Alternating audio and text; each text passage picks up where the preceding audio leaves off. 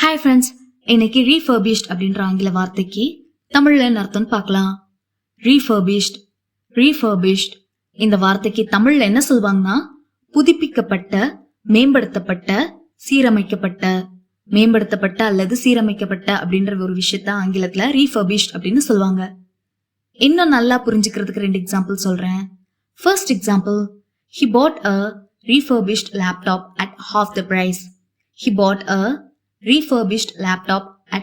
price. அவர் பாதி விலைக்கு ஒரு புதுப்பிக்கப்பட்ட கணினியை வாங்கினார். Second example, the hotel rooms were refurbished to attract more guests. மேலும் விருந்தினர்களை ஈர்க்க ஹோட்டல் அறைகள் புதுப்பிக்கப்பட்டன. இன்னொரு வீடியோல வேறொரு ஆங்கில வார்த்தைக்கு தமிழ்ல என்ன அர்த்தம் பார்க்கலாம். அது வரைக்கும் பை பாய்.